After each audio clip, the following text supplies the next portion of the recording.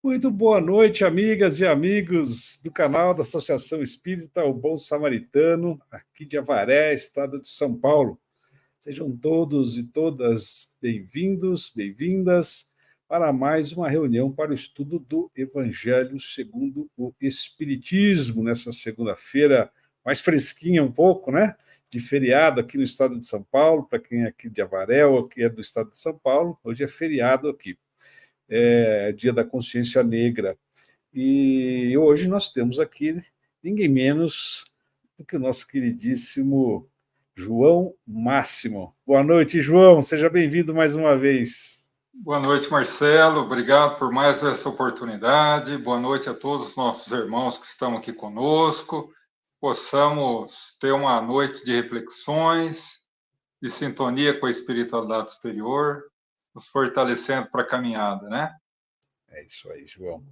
Muito bom. Vamos dar boa noite aqui para os amigos que já estão aqui nos acompanhando. Dentre eles, os nossos amigos que têm cadeira cativa aqui no canal, sabe, João? Já são quase que membros fundadores. Não, são membros fundadores do canal, né? Tá aqui a Josi. Boa noite, Josi. Como vai você? Boa noite, João. Ela está falando que temos um Evangelho abençoado. Que legal, né? Ótima semana para todos. Também conosco aqui a nossa querida Clarice. Boa noite, Clarice, tudo bem? Também está dando boa noite especial aqui para o João. Seja bem-vindo, João. Boa noite, Clarice.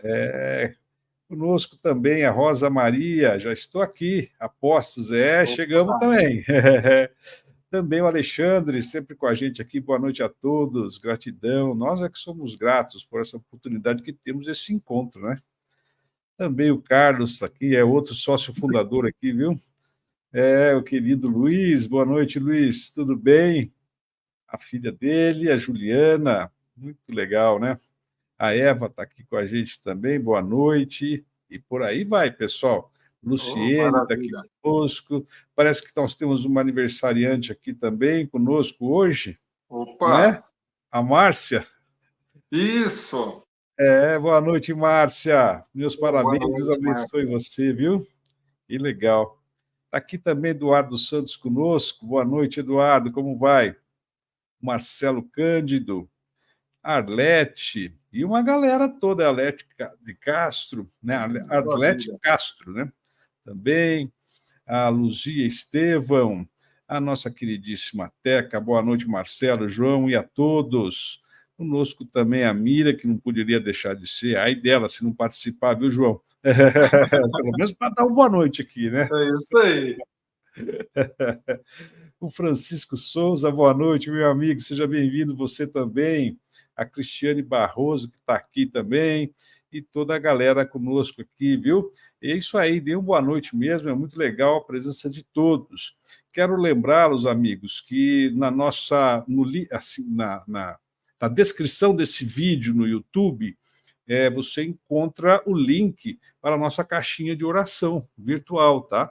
Ela está lá prontinha para você fazer uso dela, preenchendo os dados daquele seu conhecido, daquele seu parente, daquele seu amigo que precisa de orações, né? Preencha lá os dados em favor dele, e um grupo de amigos que se reúne periodicamente, coleta essas informações para fazer vibrações, para fazer orações, sempre em favor desses nossos amigos que precisam, tá? Vamos fazer mais essa caridade. É facinho, não custa nada, é só colocar dar um clique no formulário do Google que está na descrição aí, tá bom, pessoal? É isso aí, vamos lá então. João, quero então te convidar, meu amigo, para fazer uma prece de abertura. Hoje nós estamos num tema para variar, super interessante. Tema novo, um capítulo todo só para o João hoje. Vamos lá, João? Vamos sim. Vou tentar colocar uma musiquinha aqui. Se ela atrapalhar, eu diminuo. Legal. Vamos lá.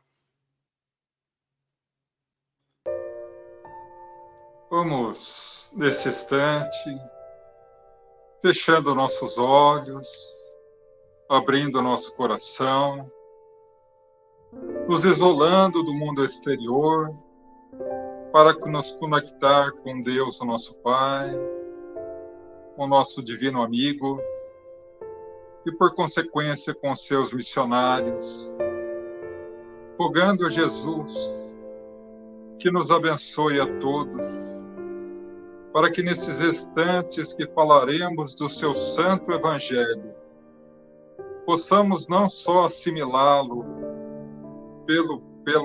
pelo cérebro, pela mente, mas principalmente pelo coração, nos auxiliando e nos fortalecendo a uma reforma real, a uma mudança íntima, para que a cada dia que passe, para que a cada escolha que passamos na nossa existência, possamos estar um passo mais próximo do teu evangelho de amor.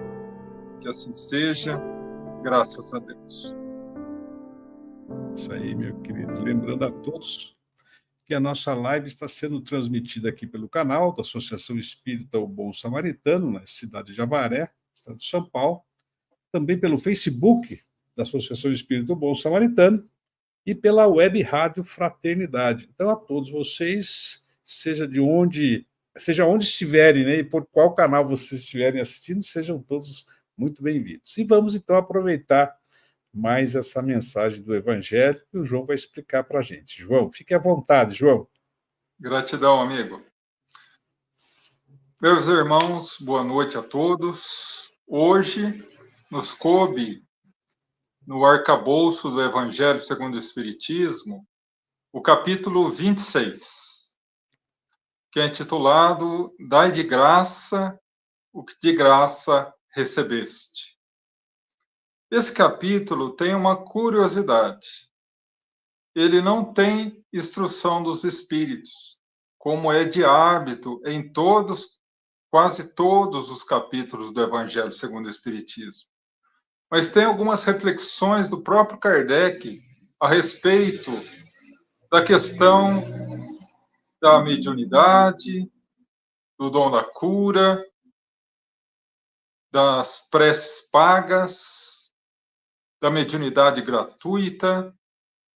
Mas eu gostaria de pedir licença a vocês para iniciar essa nossa reflexão, não a respeito do primeiro tópico, o dom da cura, mas a respeito de uma passagem que está nesse capítulo 26, que é a expulsão dos vendilhões do templo, e que tem tudo a ver com o nosso tema da noite. Mas até hoje nos traz muita dúvida, muita dificuldade de compreensão, não é? Porque essa mensagem está em Mateus, no capítulo 21, versículos 21 a 23, e também no Evangelho de Marcos. Mas vamos nos ater à palavra de Mateus. Ele diz o seguinte: Jesus adentra o templo para orar. E vendo o comércio no templo, impede que haja a venda, a troca de mercadorias, vira a mesa dos cambistas, derruba os bancos onde estavam as pombas e diz: não foi dito que a casa de meu pai é casa de oração? E vocês os converteram em covil de lobos. Então, essa passagem nos traz muita dúvida. Por que será que Jesus se irritou? Será que Jesus perdeu a paciência? Será que é o momento em que Jesus se entregou ao ódio? Ele, que é o representante máximo do amor na Terra? Vamos analisar bem rapidamente. Na questão 625 do Livro dos Espíritos, Kardec faz a seguinte pergunta: qual o tipo mais perfeito que Deus tem dado à humanidade para servir de modelo e guia? A resposta: Jesus. E Kardec coloca uma explicação, uma nota a essa resposta, dizendo que Jesus representa o espírito mais puro que pisou a terra. E a sua mensagem é a mais fiel representação da vontade de Deus. Porque Deus estava e está com ele. Jesus é o Cristo planetário, é o governador espiritual do planeta. Segundo a Revista Espírita, de fevereiro de 1868, numa passagem escrita pelo Espírito São Luís, onde ele descreve o que é um Cristo, ele diz o seguinte: espíritos chegados ao mais alto grau da hierarquia celeste, depois de terem atingido um patamar moral que os torna infalíveis daí por diante, mesmo na encarnação, fazem parte da diretoria de Deus. Então, Jesus jamais poderia se entregar a sentimentos humanos, porque Jesus já não é humano, é divino.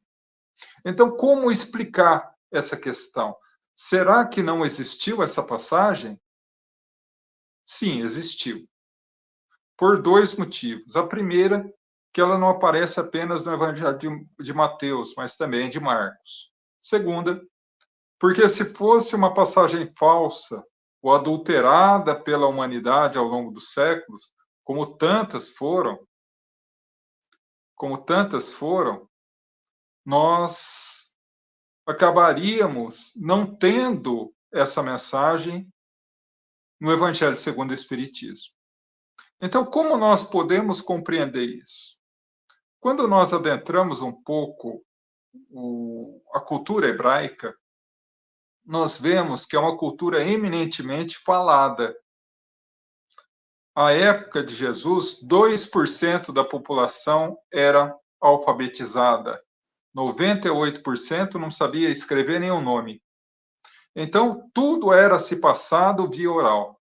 E eles se utilizavam muito de parábolas, histórias fantasiosas com um fundo moral. Mas o que pouca gente conhece é um tipo de parábola que o povo hebreu tinha muito costume de utilizar, chamada parábola encenada ou encenação profética. Um meio pelo qual os profetas passavam à população uma profecia de algo que iria ocorrer. E como que era isso? O profeta ia em determinado local público, fazia uma encenação, e essa encenação tinha um fundo moral, tinha um conhecimento por trás. Então era muito comum e muito habitual esse tipo de prática entre os profetas. E o que me faz crer que Jesus fez isso na passagem da expulsão dos vendilhões do templo? Existem no Antigo Testamento 20 casos de encenação profética, mas eu vou citar apenas alguns aqui. Isaías, um profeta do Antigo Testamento que viveu aproximadamente 800 anos antes de Jesus, no livro de Isaías diz assim, que Deus falou com Isaías, pedindo para que ele fosse nu ao templo. E ele foi nu ao templo. Ele, que era um profeta extremamente respeitado. Mas as pessoas se escandalizaram não com o fato dele estar nu, mas com a profecia que ele iria passar. tanto que os doutores da lei vieram até ele e perguntaram o que aquilo significava. E ele disse que os hebreus estavam querendo entrar em guerra com os sírios. Se eles entrassem, eles perderiam a guerra. E os soldados do exército inimigo fariam que o seu exército, o exército hebreu, caminhasse nu pela cidade de Jerusalém. Como ele era um profeta muito respeitável, eles não entraram em guerra.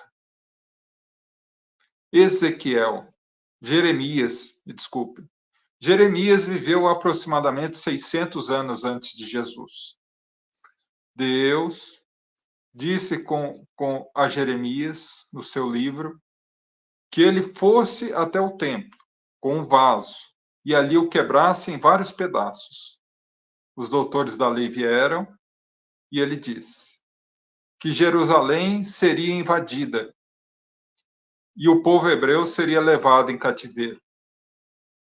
Meses depois, Nabucodonosor, rei da Babilônia, invade a Palestina, levando o povo hebreu a um cativeiro de 210 anos.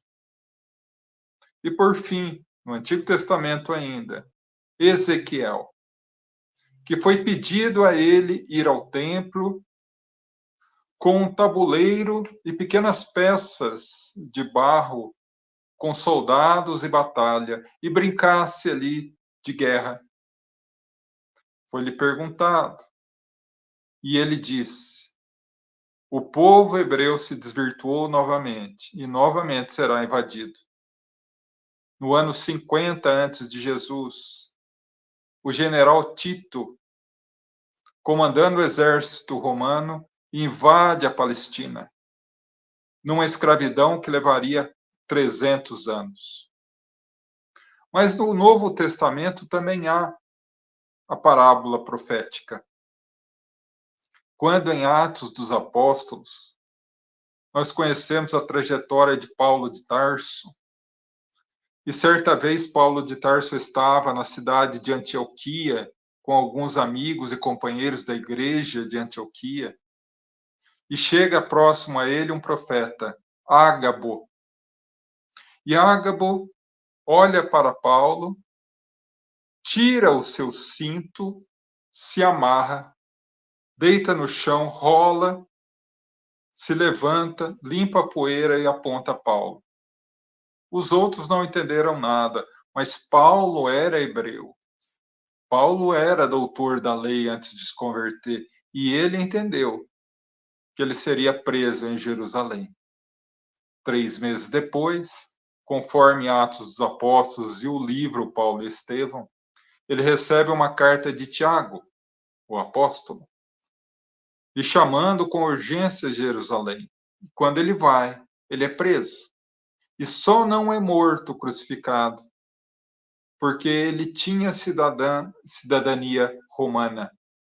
E na lei romana, o único com direito de condenar à morte um cidadão romano era o próprio imperador.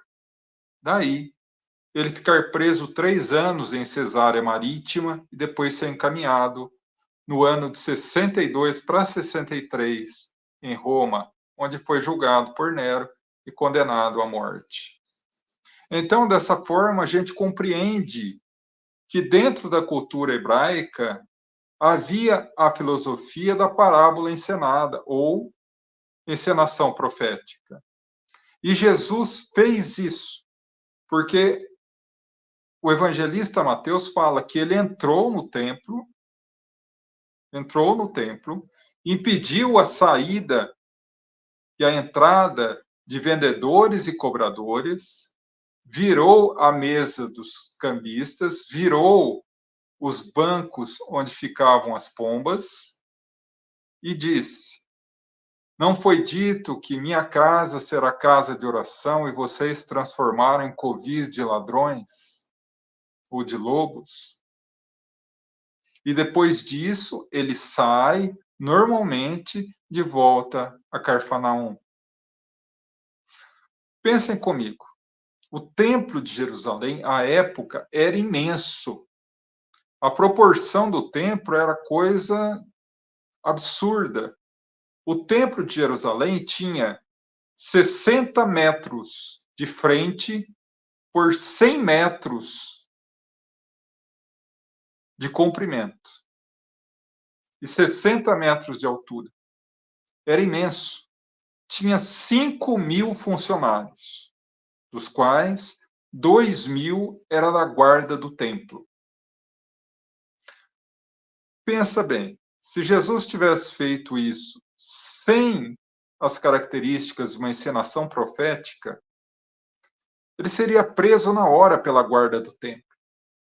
E se não fosse, ao lado do templo, parede e meia com o templo, tinha uma torre chamada Torre Antônia, que era a sede militar do exército romano, com 20.000 soldados. Se a guarda do templo não pegasse Jesus, os guardas romanos pegariam, os soldados romanos pegariam. Mas ele saiu. Agora, tem muita gente lendo a mensagem e não explicando direito, não entendendo direito. Porque tem gente que fala que na passagem Jesus pegou um chicote e chicoteou os outros, que Jesus xingou, que Jesus fez, que Jesus aconteceu. Mas ele não fez nada disso. Ele apenas fez uma encenação profética. E como ele não era considerado um profeta de verdade pelo seu próprio povo, mas considerado um falso profeta, não lhe perguntaram do que se tratava. Mas depois os seus apóstolos lhe perguntam: e qual o fundamento disso? Não traficar coisas santas. Não utilizar local sagrado para comércio. E local sagrado, Jesus não quer dizer especificamente locais físicos, mas condições morais e espirituais. Porque, diz Jesus em outra oportunidade, lá no sermão profético, que faz parte do Sermão do Monte, quando ele fala do fim dos tempos, ele fala: haverão falsos cristos e haverão falsos profetas. O mal prevalecerá no mundo. Os falsos profetas e os falsos cristos serão tão hábeis que muitos os seguirão e poderiam até arrebanhar os próprios eleitos, se assim fosse possível. E quando ele fala isso a respeito do tráfico de coisas santas, ele conclui a frase dizendo: dai de graça o que de graça recebeste. A mesma orientação que ele dá aos apóstolos, quando ele os convoca à difusão do evangelho, dizendo a ele: lhes dou o dom da cura, lhes dou a oportunidade de expulsar demônios, entre aspas, espíritos perversos. Lhes dou a autoridade da minha palavra. Mas lembrem-se, dai de graça o que de graça recebeste. E a partir daí, a gente compreende um pouco essa questão. Todos os profetas de Israel, desde Abraão, o pai da raça hebraica, passando por Isaac, passando por Jacó, passando por José, passando por Moisés, Isaías, Oséias, Jeremias, Malaquias e tantos outros, Samuel, todos eram profetas, todos eram médiuns, que de alguma forma fizeram um intercâmbio entre as vontades de Jesus, através dos seus missionários de luz, e o povo hebreu. Quando nós abrimos o livro Consolador, O Consolador de Emmanuel, são questões, perguntas e respostas. E a gente abre lá a questão 262. Pergunta assim para Emmanuel. Emmanuel, por que em toda a Bíblia Deus se refere apenas ao povo hebreu e não aos outros povos? E aí Emmanuel responde: na linguagem figurada da Bíblia, o povo hebreu representa a humanidade inteira. Então, dessa forma, hoje, na atualidade, os médios são os novos profetas, que são intermediários da vontade de Deus, através de Jesus e de seus missionários, à Terra. Ah, mas então só tem profeta, só tem médium na doutrina espírita? Não. Porque Jesus diz, nos últimos dias, o dom divino cairá sobre todos. Seus velhos terão sonhos, suas crianças profetizarão, e tudo cairá sobre a humanidade.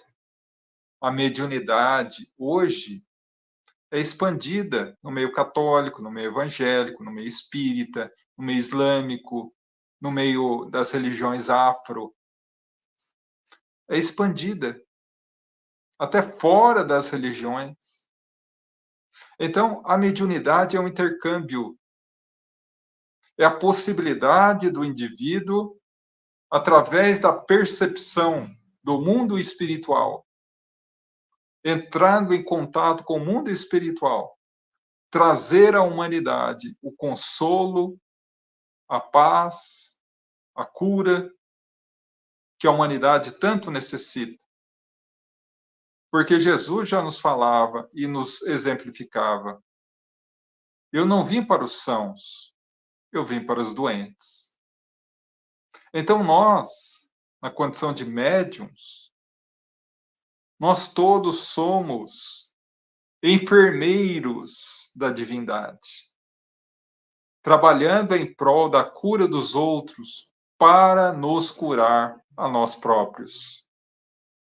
Então, esse dom da cura que Kardec inicia o capítulo 26, é exatamente essas potencialidades que todos nós temos. Ah, João, mas eu não sou médium. Eu não sinto nada. Mas todos nós somos médiuns em algum grau, diz Kardec no Livro dos Médiuns. Talvez não ostensivo, mas todos temos sonhos, todos temos intuições, premonições, avisos silenciosos da espiritualidade maior. Todos nós. E assim, nós podemos trabalhar para o bem.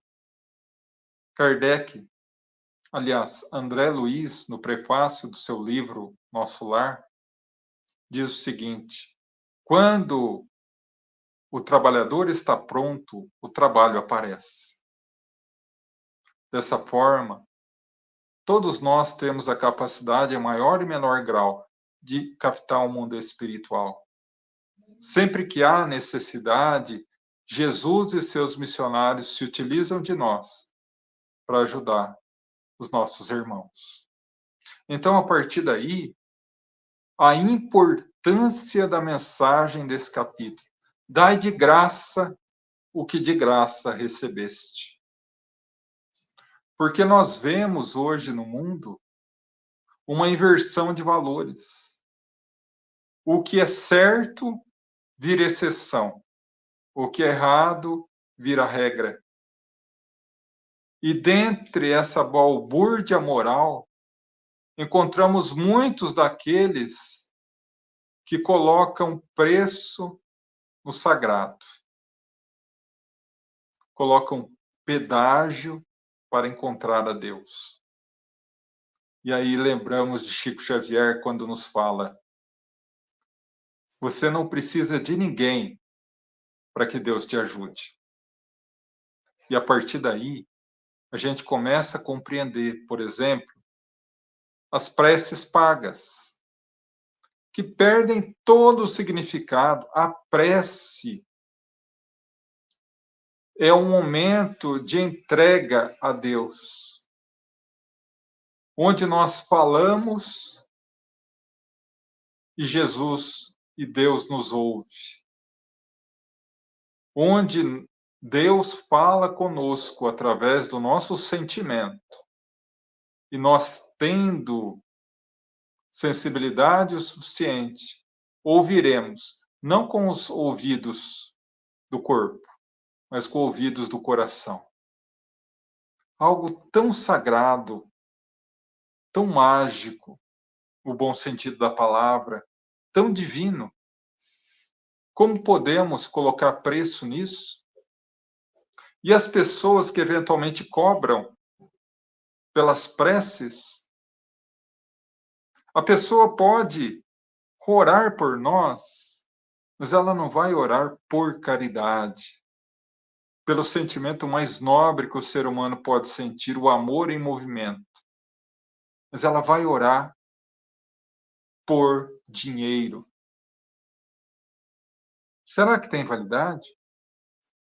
Será que alcança as portas do céu? E aquele que paga? Eu não preciso orar a Deus porque eu pago muito bem. Então, tem muitas pessoas orando por mim. Eu não preciso me preocupar com isso. Será? Nós precisamos pensar que a oração talvez seja um dos maiores exemplos da misericórdia divina. É a oportunidade que Deus dá aos seus filhos de entrar em contato direto com Ele. E nós traficamos isso. Mas não é de hoje. Desde que o mundo é mundo, talvez, nós já traficávamos as coisas santas. Com a vinda de Jesus já haviam símbolos pagãos. O povo hebreu, preferindo o bezerro de ouro à mensagem da primeira revelação de Moisés, com o passar do tempo, também, vindo Jesus após a idade negra das trevas da Inquisição, no século XVII, as indulgências do Papa Leão X, em que mandava uma carta assinada por ele, perdoando os pecados daquele indivíduo que pagasse regiamente, pagasse muito bem, determinando a São Pedro, o portador das chaves do paraíso, que autorizasse a entrada daquele, não obstante ter matado, porque ele havia pago muito bem, atingido a indulgência. Essa discrepância, esse crime, que a gente poderia chamar um crime capital, de traficar as coisas santas. Será realmente que essa prece atinge algum lugar? Chico Xavier diz assim: a oração de uma mãe por um filho arromba as portas do céu. Arromba as portas do céu. Por quê? Porque foi paga? Porque saiu do íntimo do coração de mãe. Certa vez perguntado a ele qual era a melhor prece. O Pai Nosso, porque Jesus nos ensinou, ou a prece de Cáritas, porque foi recebida mediunicamente na noite de Natal de 1887, talvez a Ave Maria, que simboliza a maternidade da humanidade? Não. Chico disse: meu filho, desde que saia do coração, basta um socorro, que antes que a nossa voz chegue no teto, os espíritos de luz já estão descendo para nos ajudar. Preces pagas é traficar com o santo, não o santo sagrado material, não o santo sagrado, igrejas, templos, que nos deve o profundo respeito e admiração, mas o mais sagrado de tudo, o contato da criatura com o Criador. Naquilo que a gente tem de mais íntimo, que é o nosso coração. Jesus falava, quando orar, fecha-se no seu quarto, no coração íntimo, e ora em segredo, para que Deus sabe o que passa em segredo vos atenderá. E nós, muitas vezes, encontramos casos em que há o tráfico, a cobrança para orar. E a mediunidade. Porque não é apenas orar. A mediunidade deve ser gratuita. Se toda a paga destrói qualquer tipo de ação caridosa, se a praga da paga, não a praga do dinheiro, porque o dinheiro não é praga, o dinheiro é veículo de evolução humana.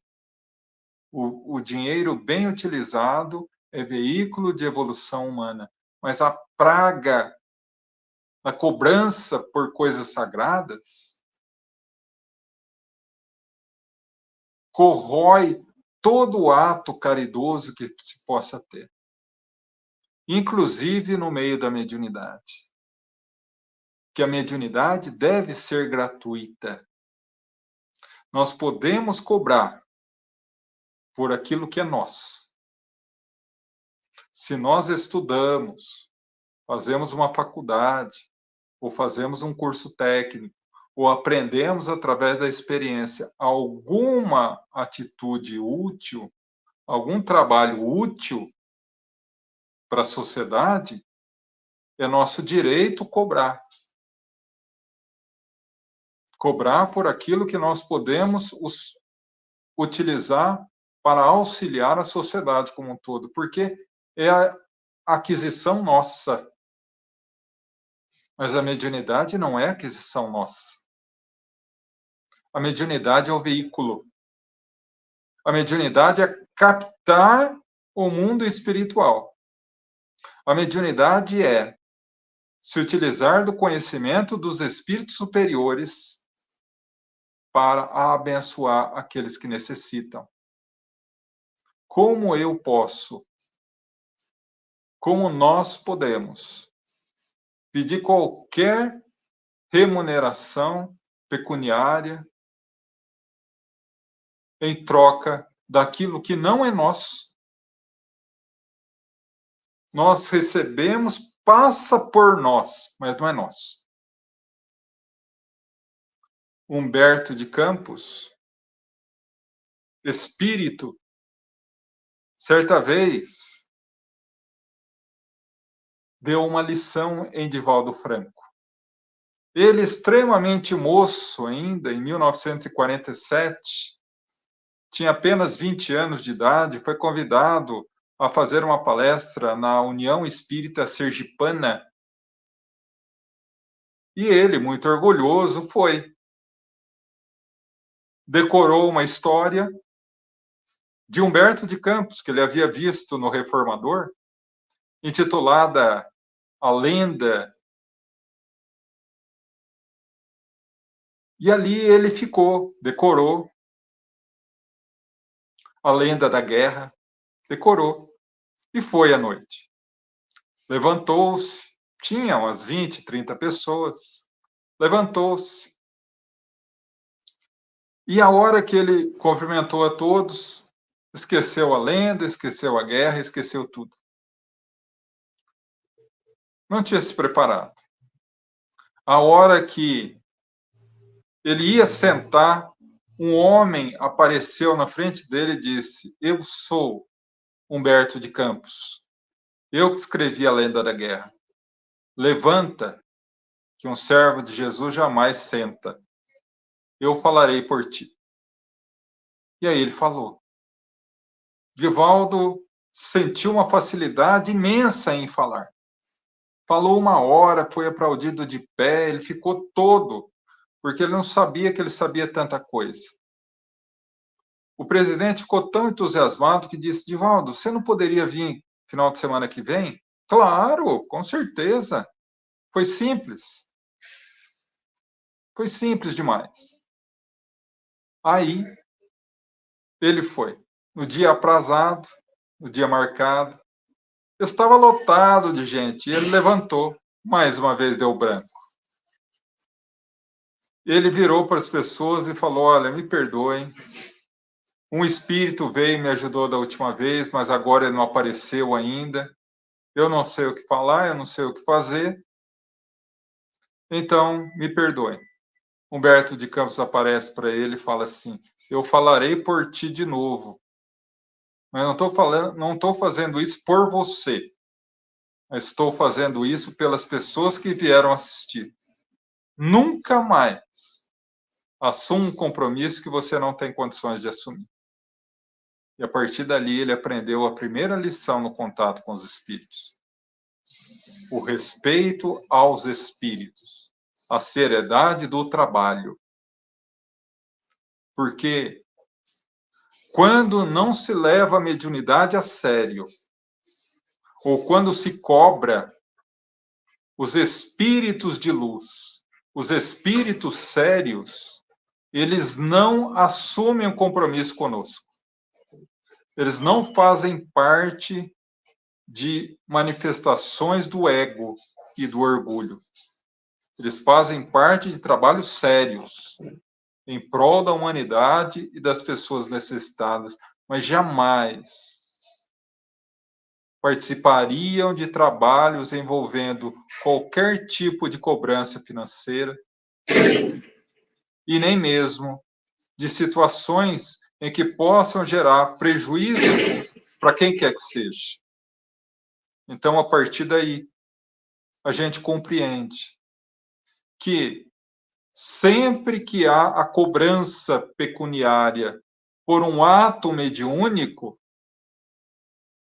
não são os espíritos nobres que ali estão, porque eles não fazem parte disso, mas são naturalmente os espíritos obsessores, os espíritos embusteiros, brincalhões, que estão ali para responder qualquer questão, mas sem nenhum compromisso com a verdade.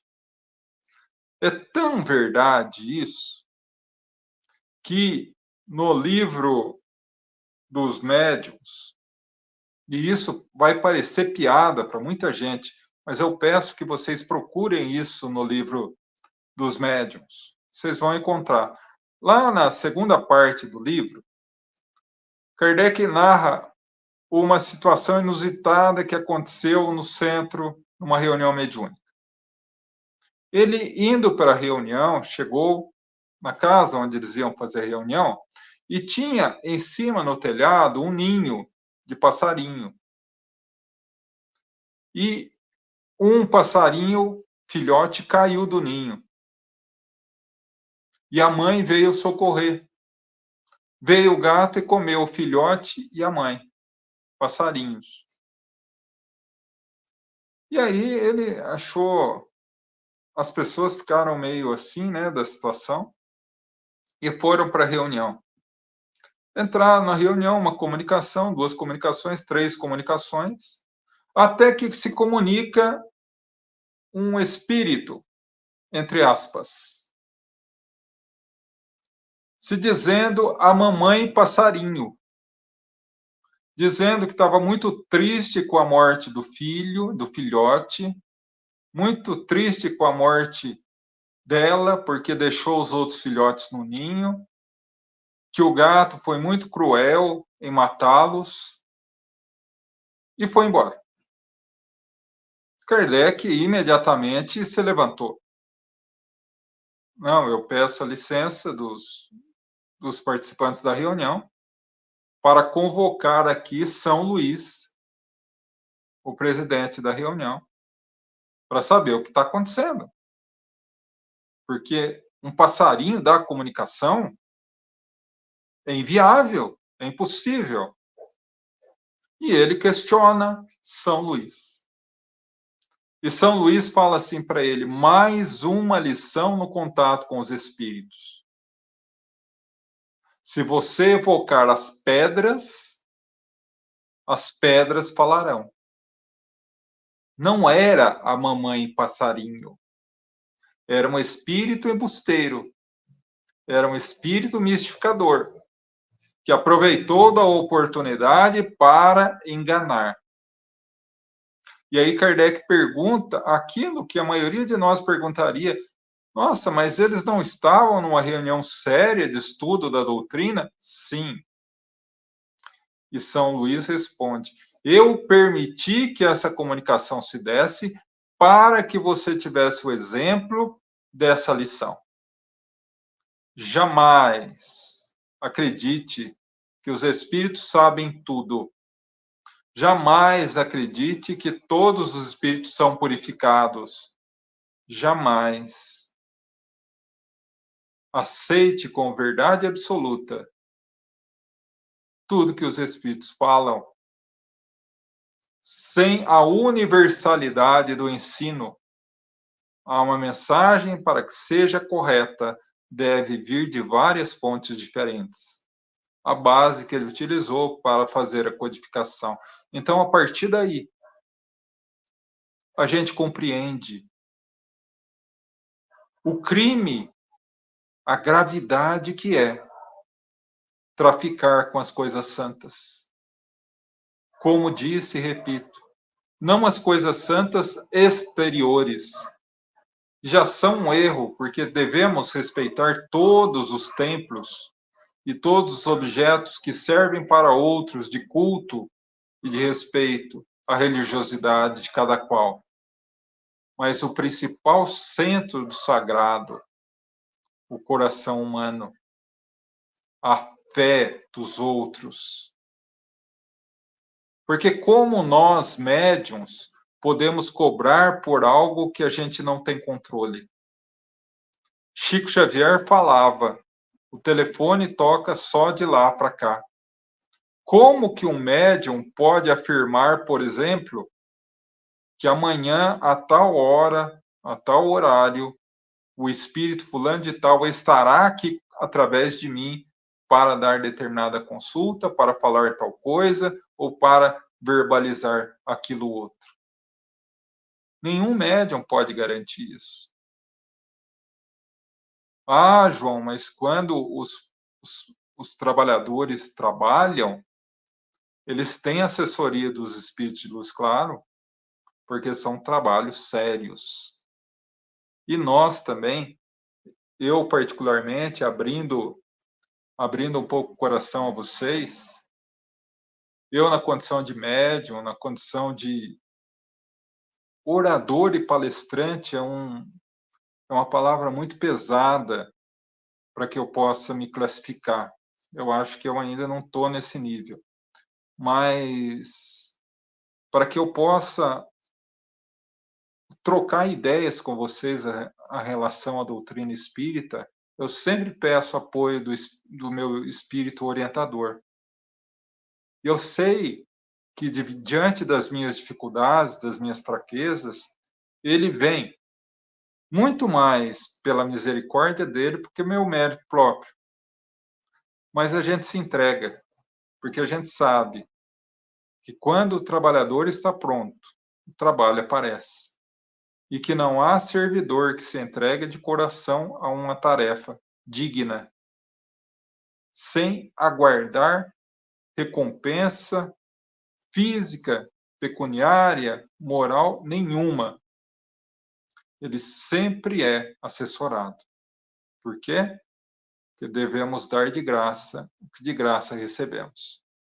Gratidão, meus irmãos, que Jesus nos abençoe a todos.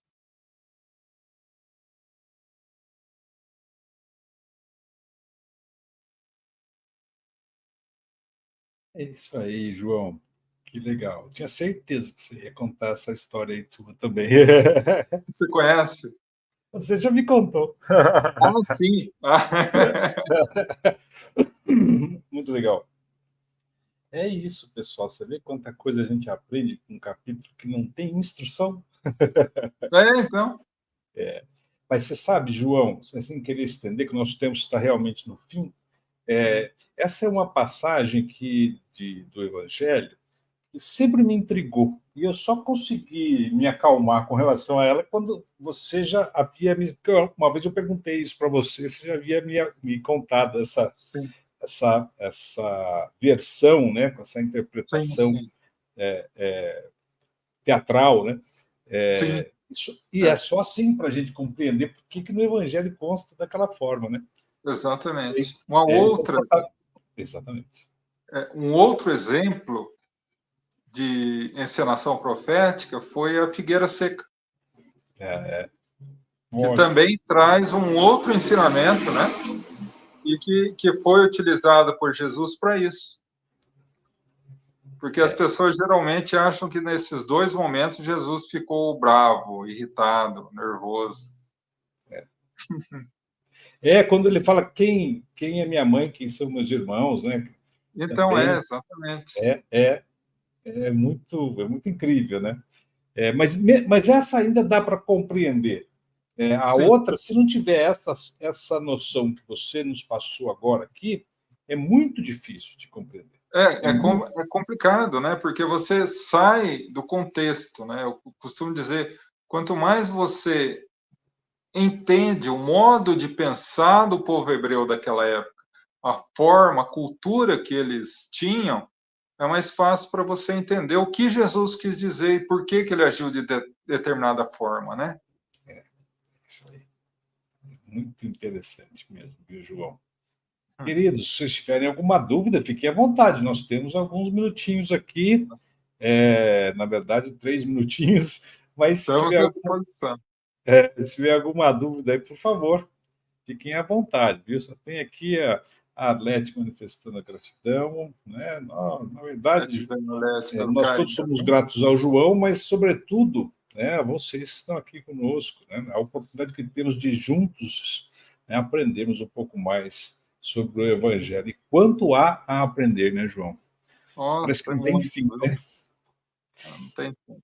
Eu, Acredito quando que daqui. soube que o Chico, ao longo do ano, né, ele estudava o Evangelho 4 vezes inteiro, né? Se passava, né, 4 vezes estudando. Eu falei assim, ó, isso porque é um espírito já muito mais evoluído do que a média É, dos que se estão você, aqui. se você for imaginar que em dada mensagem Emmanuel diz que todos nós precisamos, quer dizer, ele também, estudar melhor o Evangelho. Se Emmanuel precisa estudar melhor o Evangelho, imagina a gente, É, não é? que coisa, né? É como você também ontem a reunião do Livro dos Espíritos, com o João também, né? Ele Sim. está fazendo agora aqui uma temporada aqui no Samaritano. Ontem o João, para quem assistiu, acompanhou aqui no canal ou presencialmente, o João estava lá no Samaritano 1 e estava Isso. falando um tema também muito interessante, e a certa altura você mencionou essa questão do Emmanuel, né? Quando ele, sobretudo no livro A Caminho da Luz, né? Que ele fala isso, né? Segundo as tradições e tudo mais, Isso. Ao significa que que nos não é um cuidar espírito do crítico, né? saber, né? São coisas que ele não tem, ele não alcança ainda, né? O Emmanuel. Humano, a gente não está falando de qualquer um, né? Muito legal, né, gente? Muito bom mesmo.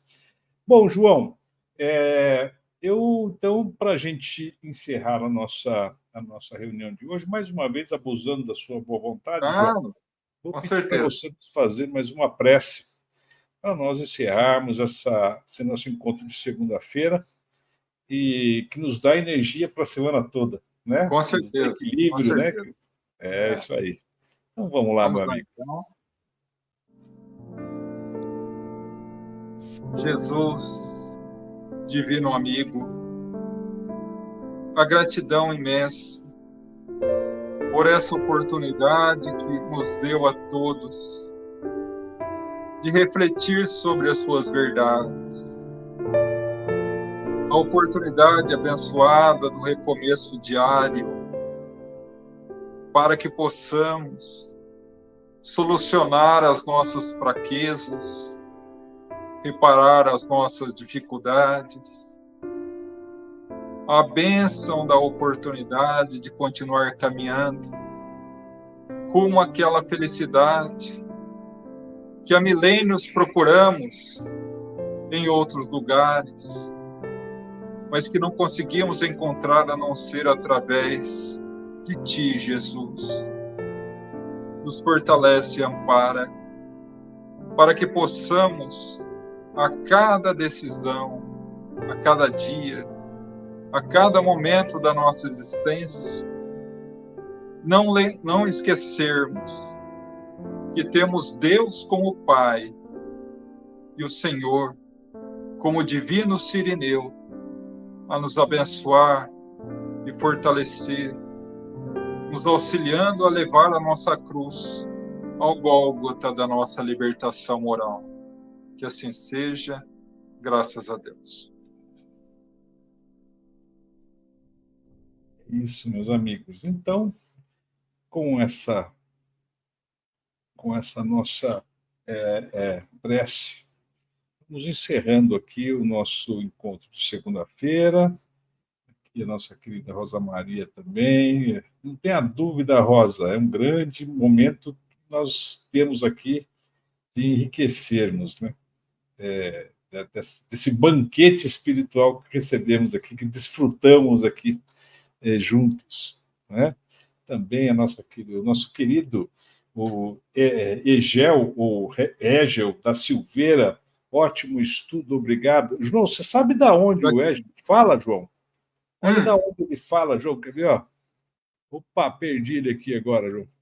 Olha, Teutônia, no Rio Grande do Sul. Nossa, que maravilha! Nosso grande abraço, meu irmão. Legal, né, cara? Isso é uma coisa muito legal mesmo, muito boa. Também a nossa querida Juliana, ótima aula, como sempre, claro, né? Gratidão. O Evangelho por si, né, fala por si, mas com as explicações do nosso querido João aqui, é sempre bom, né? Porque a gente ainda está um patamar abaixo, gente. A gente precisa de lição. Todos nós. Também aqui, um patamar para falar pouco, né, João? Cristiane Barroso, graças a Deus, é isso mesmo. Olha que legal, todo mundo. Que a doce paz e o amor do Mestre Jesus estejam em nossos corações, abençoando assim as nossas semanas. É isso aí, Eduardo. Amém, obrigado pela sua presença, meu irmão. Valeu mesmo, tá? E é isso, pessoal. E você que está, por acaso, precisando também desabafar, está com problemas, está passando por momentos difíceis, tá? Nós temos aqui, no Samaritano, o nosso atendimento fraterno, tá? Aqui que eu falo não é no canal, tá, pessoal? É lá na Rua Bahia, 427, na unidade 1 da Associação Espírita O Bom Samaritano, tá? Então também se sintam encorajados a buscar o auxílio sempre que precisarem, né? É sempre bom a gente poder auxiliar, mas há momentos da vida em que nós precisamos muito de auxílio. Então, não se acanhem de procurar o samaritano. A Josi aqui está dando um recado também. Você vai colocar o link para a caixa virtual? Tá. Vou colocar aqui já, antes de nós encerrarmos, então, porque está na descrição do vídeo, mas é facinho de eu pegar aqui para vocês. Um segundo só. Quer ver? Já pego ela aqui e a gente já... Quer ver? Comecei a me ouvir aqui já, mas eu pego o link aqui e já vou pular aí para vocês. Olha que legal. Rapidinho. Pronto, já peguei aqui, João. Vamos colocar para a galera aqui no chat. Ó. Sim.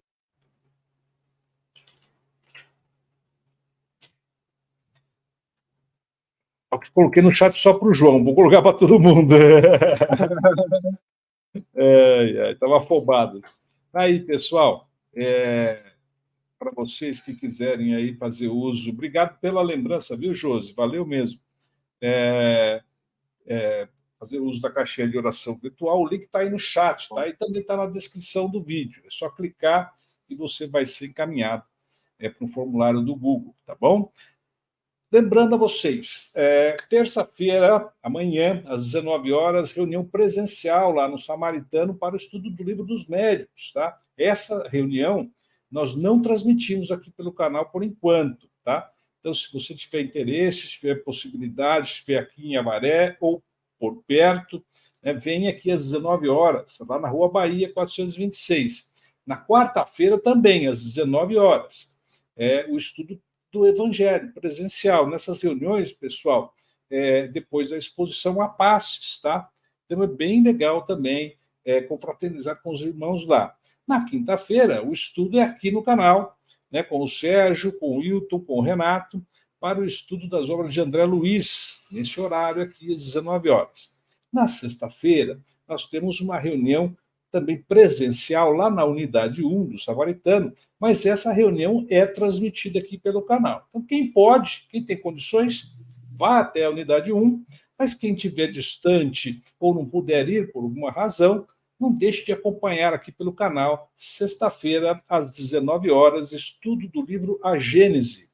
E no domingo, às 9 da manhã, reunião presencial, também transmitida aqui ao vivo pelo canal, né, às 9 da manhã, para o estudo do Livro dos Espíritos. Então, continuem com a gente aqui no canal, sempre aprendendo um pouco mais sobre a doutrina espírita, né, João? Quero agradecer mais uma vez a João e a todos que aqui estiveram conosco. Fique, então, com o nosso recadinho sobre o nosso atendimento fraterno. Pessoal, uma boa noite a todos. Boa noite, pessoal. Deus abençoe a todos. Gratidão, sempre. Fiquem com Deus, pessoal. Quer conversar? Sexualidade, obsessão, luto, depressão, ansiedade, dor, sofrimento. Ninguém está imune à tristeza, desesperança, injustiça ou incompreensão. Por isso é importante conversar, desabafar, aliviar as dores da alma, sem julgamentos, sem medo. Precisamos o equilíbrio e a disposição para seguir em frente. Afinal, a vida não acaba. Às vezes, porém, nos sentimos impotentes e sem forças. Procurar ajuda nessas horas é muito importante. Atendimento fraterno. Na Casa Espírita você encontrará conforto, compreensão, acolhimento e auxílio. O Samaritano oferece apoio, esclarecimento, consolação, assistência moral e espiritual, com a ajuda das inspirações do plano superior da vida. Agende um atendimento fraterno no Samaritano. WhatsApp: 14 998038632. É gratuito. É individual.